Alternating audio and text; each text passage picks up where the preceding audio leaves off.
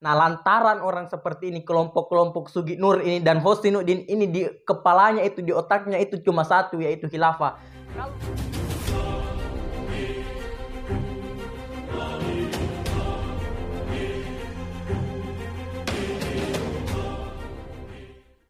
Assalamualaikum warahmatullahi wabarakatuh. Om Swastiastu, Namo Buddhaya, salam kebajikan sahabat-sahabat lingkar NKRI dimanapun Anda berada.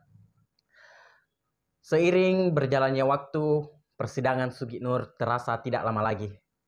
Persidangan yang akan dilaksanakan di tanggal 18 April tahun 2023 itu pastinya akan menuai banyak sorotan dari berbagai pihak. Dan pasti saya adalah salah satu orang yang akan menyaksikan persidangan tersebut, baik itu secara online ataupun offline. Nah, persidangan itu pastinya akan membuka borok-borok tentang bagaimana kelompok-kelompok Sugi Nur ini. Karena disinilah Sugi Nur akan ditetapkan berapa hukuman penjaranya supaya setimpal dengan kelakuannya selama ini. Nah, selain daripada itu, kita juga melihat bagaimana panasnya sosial media yang diributkan oleh Husainuddin, salah satu pengacara dari Sugi Nur ini, yang pembelanya mati-matian. Husainuddin ini kita melihat di channel YouTube-nya bagaimana ia membela seorang Sugi Nur. Kita saksikan dulu videonya berikut ini. Kabar bohong ijazah palsu tidak dapat dibuktikan. Dan karena tidak dapat dibuktikan, maka secara hukum Gus Dur juga Bambang Trimulyono dalam kasus Mubalah ini tidak terbukti secara sah dan meyakinkan telah melakukan tindakan pidana mengedarkan kabar bohong yang menerbitkan keonaran di kalangan rakyat sebagaimana diatur dalam tuntutan jaksa pasal 14 ayat 1 Undang-Undang Nomor 1 Tahun 1946. Dan karena itu tidak ada pilihan lain bagi majelis hakim kecuali untuk memutus membebaskan Gus Dur atau setidaknya melepaskan dari segala tuntutan. Takbir. Allahu Akbar. Dan kalau sampai ada putusan yang memberikan vonis bersalah kepada Gus Nur 1 hari saja, maka putusan ini akan dilihat oleh seluruh rakyat Indonesia.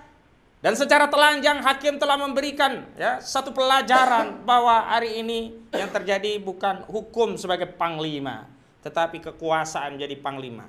Sebab kalau hukum jadi panglima, karena tidak ada bukti, tidak ada keyakinan hakim, tidak terpenuhi 2 alat bukti, maka hakim harus memvonis bebas.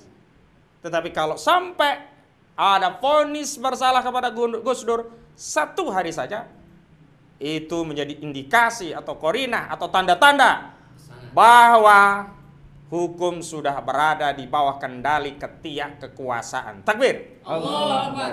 Nah, itulah tadi video dari Husainuddin, bagaimana ia menuduh seorang hakim bahwa hukum di negeri ini sudah tidak bisa dijadikan tameng lagi. Hukum hari ini dikuasai oleh parlemen-parlemen pemerintahan.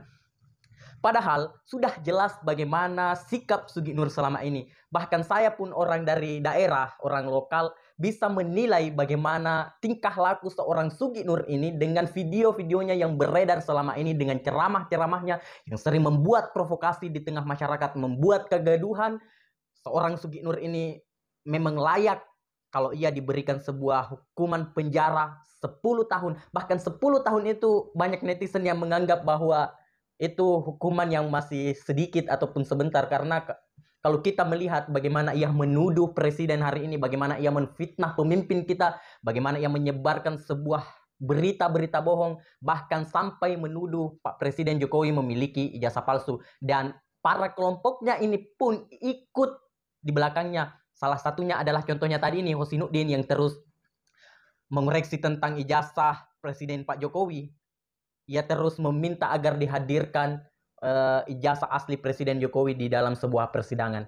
Namun kita juga pasti sudah tahu dan sudah menilai apa respon dari seorang Pak Jokowi. Dia tidak akan menggubris tentang ijazah palsu tersebut, tentang tuduhan dari ijazah palsu itu. Karena kenapa? Kalau Pak Jokowi merespon tentang ijazah palsu itu, laporan ijazah palsu itu, otomatis orang seperti ini akan semakin menjadi-jadi dan dianggap tentang keberadaannya di negeri ini. Memanglah harus orang seperti ini itu sudah dipandang sebelah mata saja. Karena kalau kita semakin memandang ia sebagai lawan atau sebagai musuh yang berat atau sebagai orang yang terpandang, maka ia akan semakin menjadi-jadi dan akan semakin membuat kerusakan di negeri ini.